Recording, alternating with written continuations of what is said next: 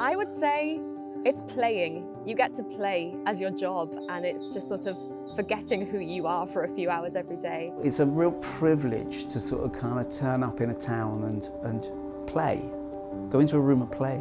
Acting is just being, and at the end of the day, it's just you plus the lines. It's not doing something, it's just being. Acting, an art form which supposedly extends beyond the barriers of class, race, and gender. An art form centered around the idea of human connection, self-awareness, and authentic representation. London is a city frequently regarded as the place to be for young actors aiming to receive top-notch training and work with other exceptional creatives in their field. But what about British drama makes it so highly regarded? Today, we'll uncover the experiences of the students, professors, and professionals who make up this distinguished industry. And when we peel back the layers, will it live up to its reputation, or prove to be plagued by underlying issues behind the scenes? It's perhaps not surprising that, as Americans, we tend to view British actors as a cut above the rest. Out of 94 Academy Awards ceremonies, a total of 42 Best Leading Actor and Actress awards have been presented to actors from Britain. So what spurs the global success of these performers? Well, it all starts with training. The approach to teaching acting in the UK, it starts with theatre and it starts with the live actor, and that's where we start from in almost all cases. So in terms of the training here and in terms of theatre and film, it's not that separated, especially if you go to drama school, but as well if you don't, a lot of the arts industry is very mixed. Actors will not just be film actors, there'll be theatre, film, radio, television, all that kind of stuff. So it's all very, very mixed together. It is hard because you have to switch a lot of hats. They're very different techniques, but at the core of it, it's just storytelling. Christina Journey and Karis Wynn shared their personal experience with the education differences between drama training in the UK and the US. I did my undergraduate degree in theatre at Northeastern. I graduated in December 2017, and then we did our master's in musical theatre performance at Mount View Academy of Theatre Arts in Peckham in South London, and we graduated in 2019. My education here, I think, was much more focused on really practically getting your hands dirty and doing something. So my thesis for my undergrad was a paper about women in theatre. My thesis for my master's was a 45-minute solo performance that I had to write, perform in, direct, everything, and then write a paper about the creative practices behind it as well. According to our British friends, British training tends to be less specified when it comes to mediums. This can apparently be a double-edged sword. I actually trained with quite a few American actors, and there's not that huge a difference. What I would say is I've always found they've got this affinity with film acting that I am so jealous of. I don't know what it is. I think it's because the training in the US is a lot more specialized. You know, you go to New York to do stage, you go to LA to do film, and it becomes very split. For me, acting for camera and acting on the stage is the same truth, it's just on a different platform. Essentially what we're looking for is the truth of the moment, the truth of the storytelling in that moment. And that's the difficult thing to do as an actor, is to open yourself up to finding that moment of truth and accepting that and being able to plan that and tell that story, but also resonate everything through yourself and with an audience. So, you finish your training.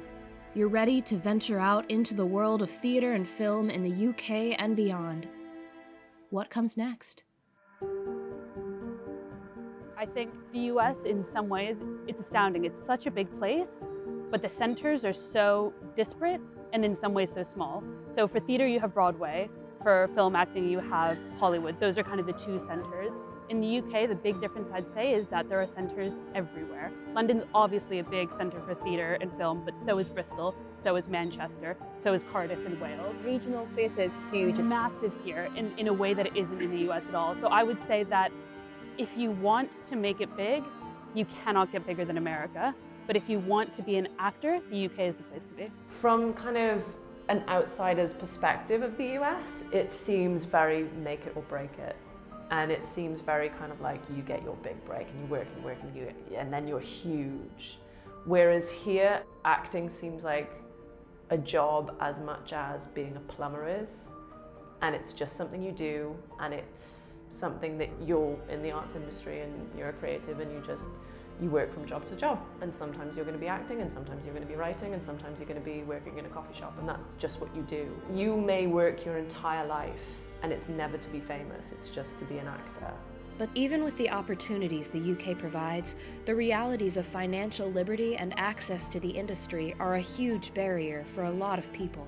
I think another really big differentiator, not just in the UK, in the theatre industry in general, is that if you don't have enough money to take a job, you don't have enough money. I think if you have, some savings or family and friends that can support you, that's really great and that's a really big help, but otherwise it does keep a lot of people out of the theatre industry.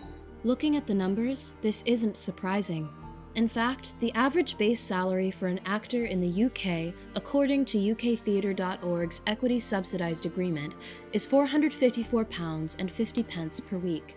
For reference, the average base salary in the UK in general is £598 per week. Have things got better in terms of access to becoming an actor? I mean, it has in some respects, because anybody who's lucky enough to get into drama school, 3,000 applications for 30 places, you don't have to pay the fees up front. You get a loan from the government and you pay the fees back over time. So that has sort of democratized it to a certain extent. The price difference is, I will say for the UK, while it does still bar a lot of people out, it is a lot easier to get funding here for university, and the university is a lot cheaper as well, just generally speaking. So it is difficult, and within the UK context, for a lot of people it is nigh on impossible, that's for sure. But there are still more opportunities here, if that's the direction you want to go in, than in the States. My school specifically in the UK is considered more expensive because it's a private university, but relative to American universities, it's so much less money, it's a no-brainer. So I save so much by being here. The only real expense is obviously the cost of living in London, which is extremely high compared to US cities. Christina and Nicole are right. A diploma from a top 10 drama school in the UK is about $30,000 to $80,000 US depending on your nationality, in comparison to $220,000 to $300,000 in the US itself. But at the end of the day, these prices are still egregiously high for most of the British population, and having a private education comes across as somewhat of a prerequisite for success when you look at the numbers. According to a 2019 study by the Sutton Trust and the Social Mobility Commission, 67% of British Oscar winners are privately educated, in comparison to 7% of the UK population as a whole. These kinds of disparities are hard to ignore. If you are brought up in a privileged background, then you will have examples of people who work in that industry and you'll be taken to the theatre. If you come from a working class background in this country, you might get to go to the theatre because the school has allowed you to do that. And of course, by working class, that also includes disproportionately the global majority in this country. And so consequently, if you are from the working class, then you have got to really fight hard to get into this industry in a way that you don't have to if you've got privilege. I would reference the actor David Harewood, who writes so eloquently in his autobiography about his struggles at RADA, trying to understand who he was as a young man. David Harewood, a British actor who graduated from the Royal Academy of Dramatic Arts to, astonishingly, be the first black actor to play Othello at the National Theatre, says in his book, "I didn't want to live in America, but I go there because it's where I get more work and respect as an artist. Those leading roles haven't existed for black actors in the UK. I know because that's one of the reasons I went crazy. As I said to my white peers, who are friends of mine, it wasn't them I was jealous of. It was their opportunities."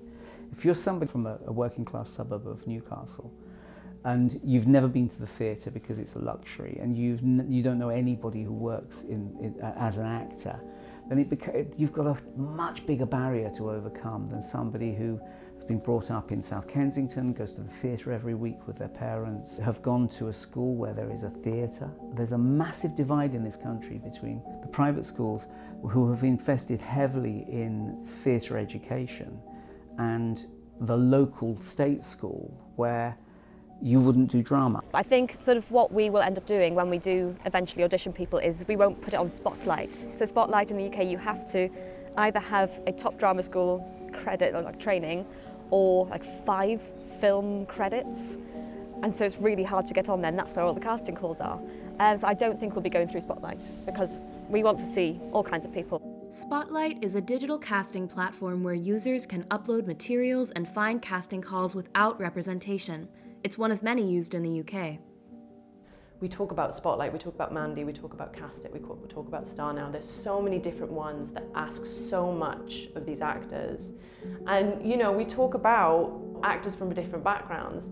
Working class actors cannot afford to be on every single platform, and yet the only way they'll be discovered is to be on every single platform. So it's inherently unfair. Yeah, as far as breaking into the industry moving forward, yes, obviously I have concerns, just as anyone would. I think for me, the biggest thing is it just seems kind of exclusive to get representation. It seems like there's very few opportunities or like very few like rosters you can get on, as far as what I was told.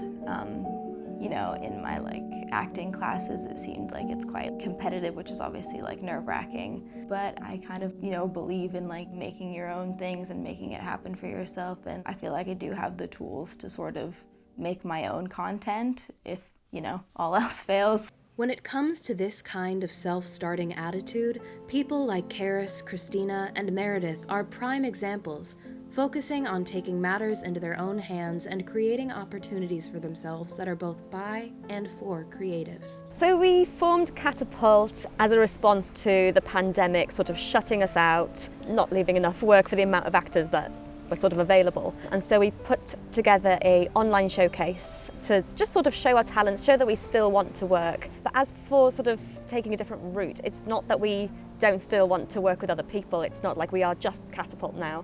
It's just sort of taking some ownership of actually sort of doing something that you love instead of waiting for someone to give you the chance. So Flarebox was basically created as a space and a community for actors, and it was made by Elliot Janks and Rob Eads.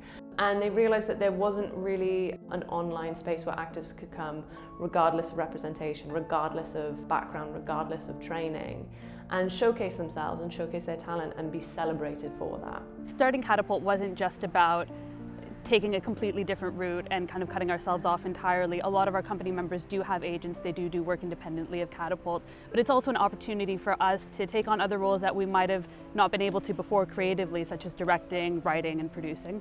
But many believe that things are improving as the industry expands to represent a wider range of diverse stories and highlight authentic voices both on and off screen. So when I say that what this industry lacks, I think it lacks a lot of things. I think it lacks a lot of kindness. I think it lacks a lot of diversity, and I think it lacks the stories that deserve to be told and ways into this industry for people from different backgrounds, you know, and I think it means we lose out on so many talented people that we deserve to see and deserve to have their voices heard. There's a real demand for authenticity of voices these days, especially in film work. So if you want a Californian, you need to go and get a Californian. You don't want somebody who's got a vaguely American accent to play a Californian, which is what we used to do. Producers are much more keen to make sure that they get the authentic voice. Looking at the established industry at the moment and the actors that are really super famous in Hollywood and doing really well in the UK industry, you see the kind of old industry there. You do see the white, upper middle class, you know, privately educated, RADA graduates, which is fine, that's valid, they're there, they've worked hard. But I think if you look at the next generation that's coming, it's so beautiful because it's so diverse and it's so interesting, and it's going to make such a difference when these are the people that we're seeing on our screen and these are the people that are telling us their stories. I would just like to see more authentic stories, less glamorized stories that showcase a standard to aspire to. I think would just be cool to see more people telling their real experiences of the world. I think I'd like to see the industry go in a more creative direction. I feel the industry as a whole should have a push for more unique stories, and in that you need unique voices, you need people who aren't heard as much to speak out. So I think a push for general diversity in the industry would help to make more diverse films and new things that we haven't seen before. So, what can the average person do to foster this kind of diversity? In the end, it's a matter of using the time and money you have available to seek out unique stories. Support local theater. Search for shows and movies that tell stories that aren't often told from people you haven't heard from. And at the end of the day, no matter where you live, if you don't like what you see, you can always pick up a pen or a camera and share your own story with a world that might just be ready to hear it.